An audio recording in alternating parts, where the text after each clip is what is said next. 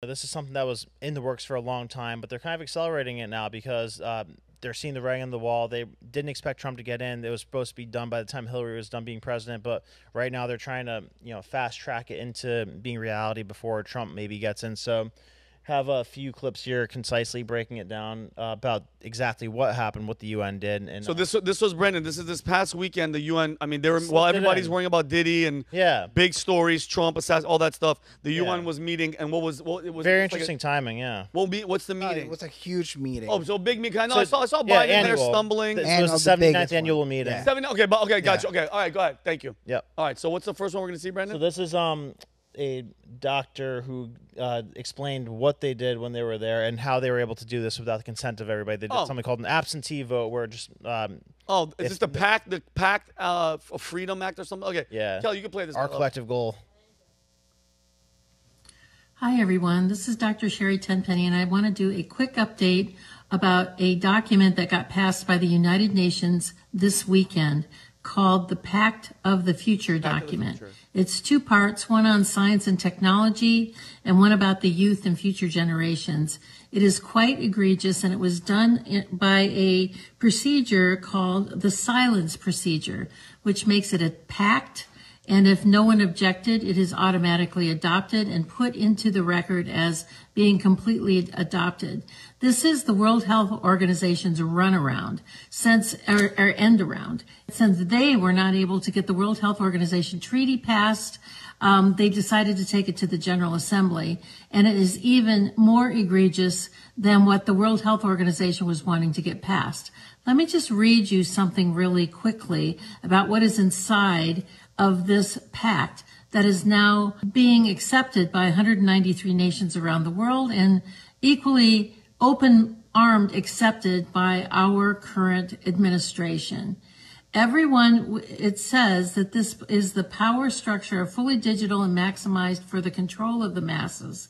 Everyone will be expected to have a biometric digital ID that marks them not just as citizens of an individual country, but as a global citizen. So anytime you hear global citizen or anytime you hear sustainability, think that this is an egregious thing that's happening at the level of the World Health Organization and the United Nations. Anyone that has a dissonant opinion will be labeled as misinformation, disinformation, or malinformation and memory hold. Perpetrators for unapproved information will be fact-checked and punished by the system, which will be operated and enforced by artificial intelligence. Punishments will include being locked out of one's bank account, being unable to make certain purchases, unable to get on an airplane, on a subway, drive on public roads. This is the future, according to the world's self-appointed overlords at the United Nations. These are unelected bureaucrats that are making decisions about our country, our sovereignty around the world.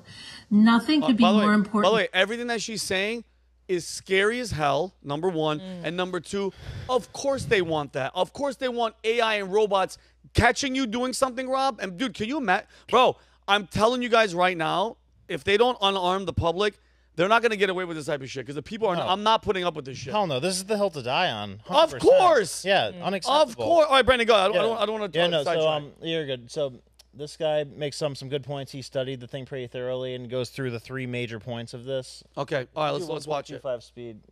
Oh, what speed? There are 3 international agreements that are going to be voted upon. One is called Pact for the Future. All of them come from our common agenda, which is something we've been talking about for the past 2 or 3 years. So Pact for the Future, I think this is the worst of the 3 potentially. Member states under this agreement would say that they're going to put policies into place to have ESG, social credit scoring, in banking so that they can impose left-wing values through the financial system. There's a promise for member states to have universal access to sexual and reproductive health for women. Oh my gosh. And then they cite these other 2 agreements, one of which very specifically defines that as including abortion. Probably the most insane part of it is a call for what they're calling an emergency platform. An emergency platform is something that the UN Secretary General asked for as part of our common agenda. What is an emergency platform? What it is essentially giving the UN Secretary General, in the event of a quote-unquote global shock, which he gets to define unilaterally, all sorts of vague powers to deal with the ramifications of the shock, no matter where it is in the world. Emergency platform, what makes this really crazy is he would be able to institute this on his own, define what a global shock is essentially on his own, according to his own report, his own request to the United Nations. And then there would be a finite period of time where this global shock would need to be dealt with. And penalties could be issued to countries that are not compliant. But then, at the end of that finite period, he gets to unilaterally decide whether to renew the period over and over and over again. So it's as though we're voting on an emperor, essentially, is what's going on here. And this is just one of the three agreements. One is the Declaration on Future Generations, which has all this crazy, they're creating a new office, essentially, that's responsible for trying to get young people more involved in the United Nations and stuff like that. That's terrifying. Vague promises about battling climate change and member states making commitments to. One of my favorite promises in it is, quote, eliminate all forms of persistent historical and structural inequalities, including by acknowledging, addressing, and remedying past tragedies and their consequences.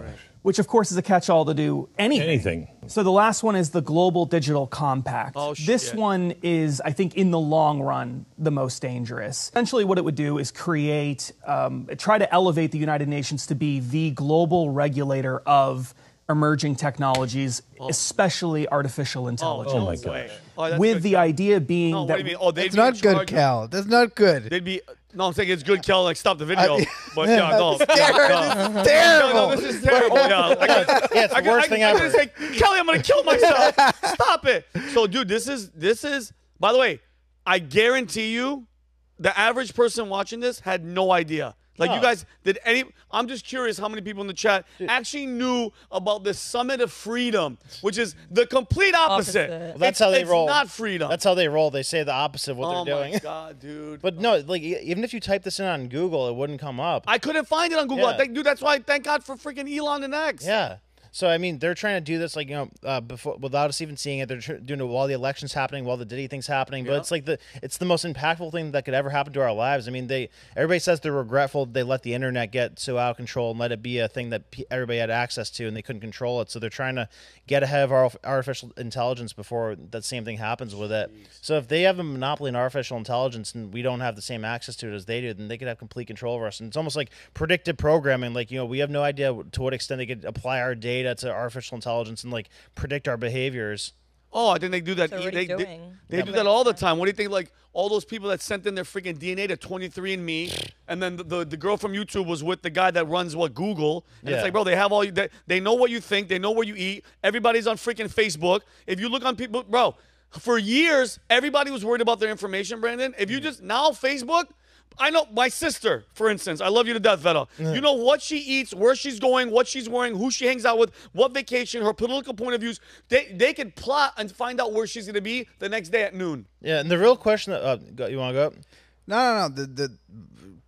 The real question that everybody has to ask themselves is who controls the UN, and I've looked deeply into this because I'm curious because they're always doing things that are totally against our best interest. Who is it? Did you find who would you say? Yeah, so I mean the power structure of it is the UN gets its marching orders from NGOs. NGOs they get their marching orders from the biggest donors, and the biggest donors are able to be anonymous because of the structure of how NGOs are set up. So you're never gonna know. Well, it's just essentially the richest people in the world who are giving money to the NGOs, and then the NGOs are telling the UN what to do. So what's coming out of the UN's mouth is coming from the richest people in the world. So Brandon, like if you had to pick, give me the top 3 of the richest people / is it a family thing or is it just a I know the Rothschilds, but so we know who the Rothschilds are. So yeah, but the UN is the offshoot of the League of Nations, which was started by the piece of shit Woodrow Wilson, who was put into he was put into office by the banking cabal because they intentionally put in the third candidate, the Bull Moose Party, Theodore Roosevelt, to take away from his opponent because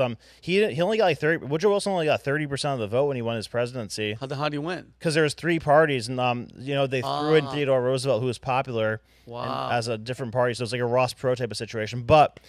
Woodrow Wilson never made a single independent situation in his entire presidency. So this guy named Colonel House was the real president behind the scenes. And oh, snap. So they put him in place. He was like friends with the Rothschilds because they like helped his family get rich during the Civil War, and he established the League of Nations. So that was the first UN, and they created the UN after the League of Nations, and that's like the step towards the globalism. So it's a globalism socialist thing they're trying to work towards, but it's been going on for hundreds of years. They just keep taking hacks at it. Yeah, I mean, it's terrible. For Che Guevara's birthday, the guy who killed, like thousands of people and helped Fidel Castro enslave Cuba, they celebrated his birthday with a social media post.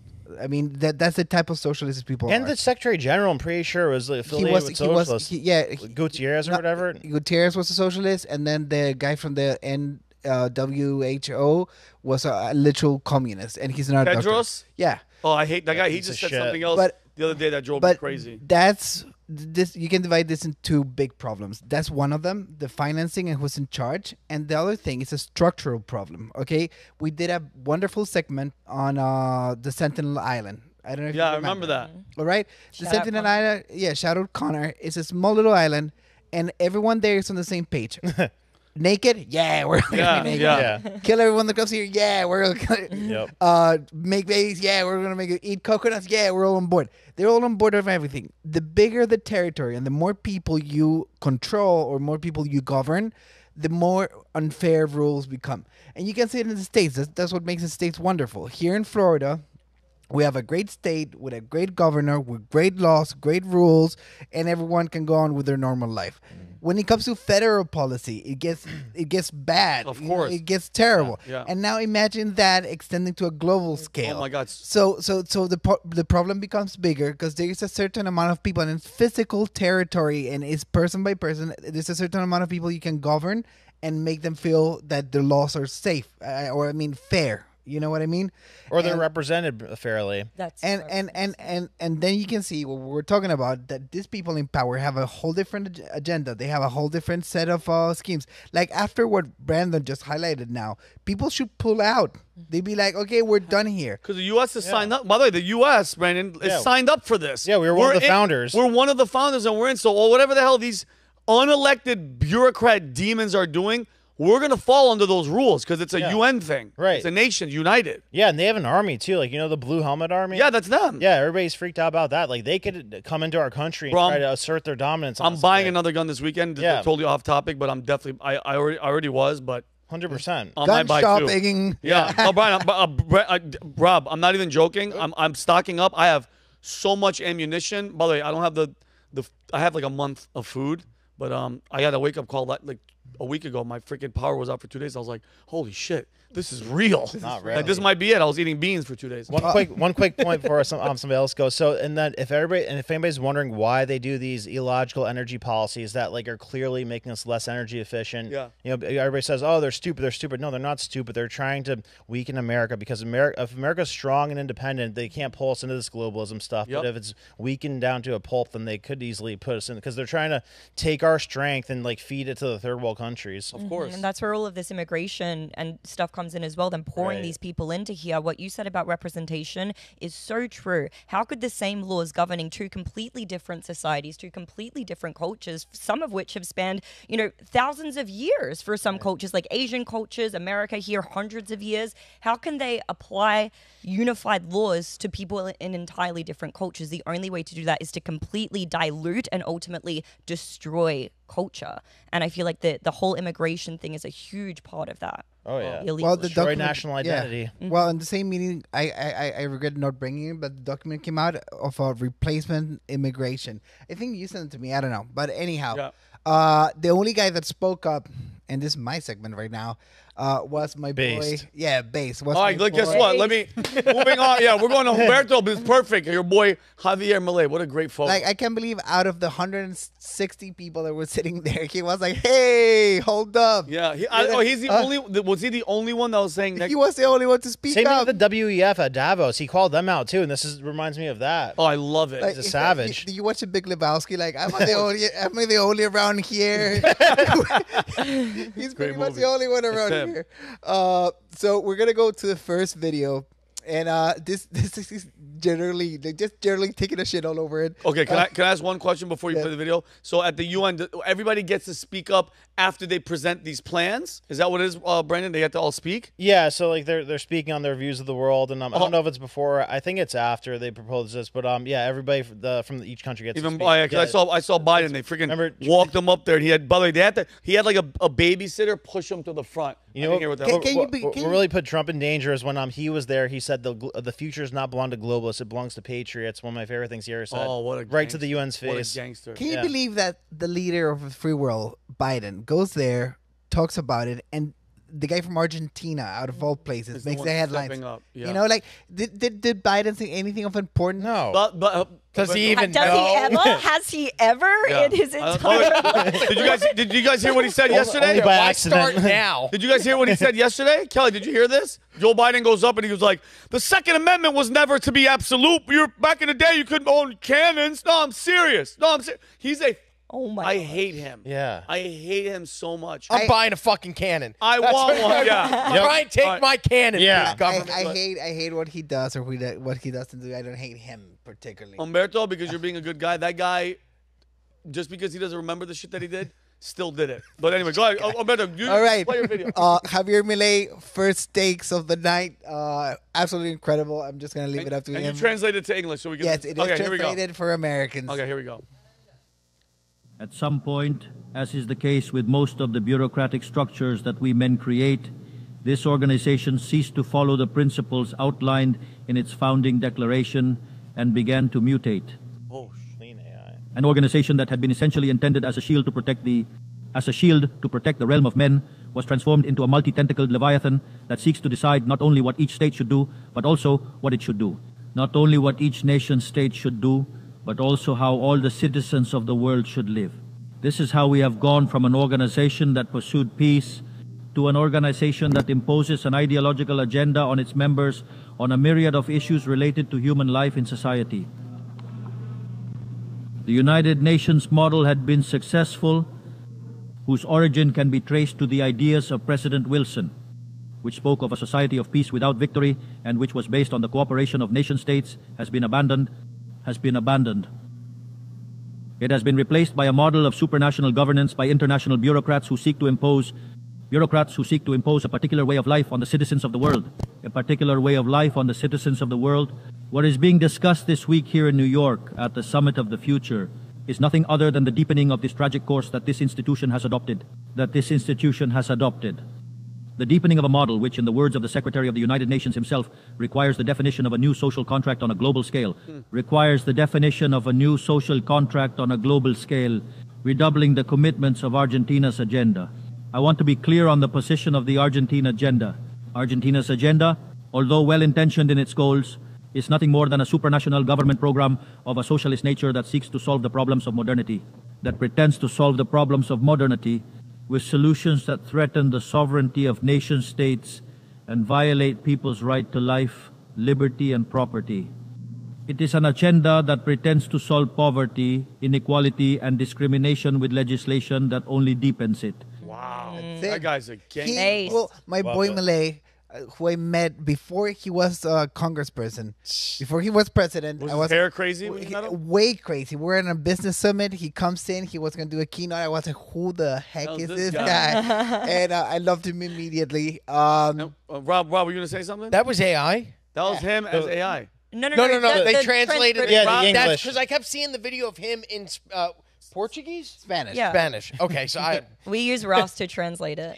you guys made that, or Humberto did. that's awesome. That is so well done because Yeah. his lips matched up too. Sorry, I didn't mean to take away it's from his great. message. Trust But me. what he was saying the whole time I'm watching, I'm like, oh, AI is scary. That's how we Because do- I thought he was speaking English that whole time. Oh, well, this The is UN That's how wants to we control do it. the foreign channels. This is we a translate them. side thing.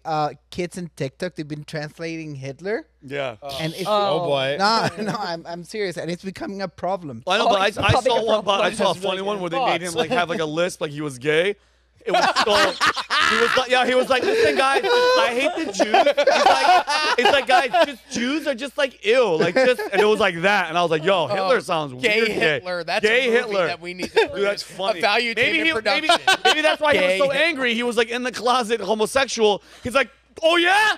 kill them all. That's probably. Did you ever see the photo of him with his short shorts in the woods? He had that photo banned so nobody could ever see it. Somehow it made its way to the internet. And he always has long walks in the morning where he had to go off by himself.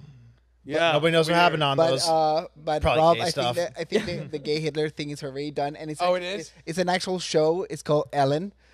Humberto. Nice. That was a good one. Nice. Anyhow, let's go. Let's go. All right, second video. Let's go. For, All right, let's watch the second video. second video. 1 second. Let me introduce this. This Hold doctrine on, of the pause new it. Yeah. Okay, and he stated, he destroyed the UN with the first. Yeah, got shots fired. And now he's stating what Argentina is gonna do. Oh, okay, go. All right. cease to follow the principles.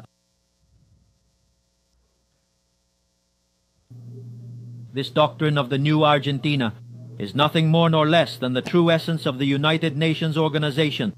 That is to say, the cooperation of nations united in the defense of freedom. If the United Nations decides to take up again the principles that gave it life and return to the role for which it was conceived, count on the unwavering support of Argentina in the struggle for freedom. Please also know that Argentina will not support any policy that implies the restriction of individual liberties, the restriction of individual freedoms, trade, or the violation of the natural rights of individuals. It does not matter who promotes it or how much consensus that institution has. For this reason, we wish to officially express our dissent on the Covenant of the Future signed on Sunday. We invite all nations of the free world to join us, not only in dissenting from this pact, but in the creation of a new agenda for this noble institution, the Freedom Agenda. As of this day, know that the Argentine Republic is going to abandon the position of historical neutrality that characterized us and will be at the forefront of the struggle in defense of freedom. Because, as Tomas Peña used to say, those who wish to reap the blessings of freedom must as men endure the fatigue of defending it. May God bless the Argentines and all the citizens of the world, and may the forces of heaven be with us. Long fucking live freedom. Thank you very much. The forces of heaven be with us. It was a thing that they did during the campaign. The forces of heaven was the people that were going to help him put him into power. And this makes me, I love, Milei. I love what he's saying, but this makes me angry. Why? Because the American president should be saying this. I mean, like, we fought a revolution here. What are we doing? Yep. We have a constitution. I We're agree. captive right now. We told the Brits to eat, Kick rocks. to Eat kick rocks. rocks. Eat dirt, eat rocks, eat everything. Like, they put Take your tea and shove it. what was Yeah. it? What was it? 2% tax on tea. 2% tax on tea. And Revolution. Huh? A revolution because of And that. that was a revolution, and now they want to tag us like cows. You know what happened though? So we got What's going on? We got Am I the only one around here? No, I'm we with got you. too comfortable because look what it took for Argentina to elect somebody who actually had a set of balls. It took like 65,000% inflation year over year. Yeah. So America too comfortable for 200 years. We got complacent. We fell asleep and let people take us captive basically with the way they've built the political system here. So the same thing needs to happen here, I guess, to happen in Argentina, where it just gets that uncomfortable that we had to elect a real person. Doesn't it feel that it's gotten that uncomfortable, though? You would think. I would think that most Americans, at the end of the day, can look at their bank account now and see that they have less money despite working harder over the past 4 years than they did 8 years ago when Trump was in office. So for me, I look at it and I go, how can you possibly sit here and continue to be okay and support these totalitarian morons that are running for office when you have a guy who is... He's proven to everybody economically that we can do better under him, and everybody's like, "No, I like paying $3.19 for gas. Yeah, because they're I like paying 33% more for my groceries. My car insurance went up 20%. My homeowner's insurance is up 11%, and everybody's fine with that. You got to be kidding me! It blows my Their mind. brains are because their brains, Rob, are freaking fried. They've been bombarded for almost 8 years of just, this guy is evil, this guy's the worst, this guy, which I don't give a shit who you are, I don't care who you vote for. If you can't listen to what you just said, like Rob, I went the other day, I think I've said this before, I bought 4 things, and the price was $55, and I actually looked back, I thought I rang something twice. I was like, what is going on? I'm spending more money, the country's way less safe, everything's expensive, everybody hates each other, we're about to go, by the way, War's about to kick the fuck up. We're sending troops to the Middle East. Guys, Oh, it's they're about escalating. to pop off. It's escalating, and you are going to vote for the other side because it's not the mean guy. You're an idiot. You are a brainwashed idiot. So when I hear, like, who's that Indian guy now that was just on Rogan, the tall guy? Chamath Papel. Chamath. Yeah, Chamath. I don't, whatever his name is. What? Kelly went, ooh. That's an Indian song that I love. We've said some wild shit on this podcast. I've never heard Kelly go, ooh. Yeah. I know the song. Anyway, guys, whatever his name is, he was on Joe Rogan. And by the way, for people like that, educated, brilliant guys that are 1,000 times smarter than me, you guys were duped too. They were all duped. Brilliant people were brainwashed, and that goes to show you anybody got it. Everybody got it. Got psyop. And by the way, it was those people that getting the shot, getting the jab. Trump's a Hitler. Stay away. Vaccine. If you don't get that, you're the enemy. But people like us. Like, what made me so much smarter? What made us, our audience, what made you guys smart? I didn't get that. I didn't listen to these people. I didn't believe the Trump thing from the beginning. What made me so different, Rob? These people are brilliant. Well, I fell for it in 2020, and now I understand why. Things weren't bad. Money was good. Yeah, there was a pandemic, but I was living in Florida. We had a pandemic, but, there were, lockdown that lasted a week. Now I get it.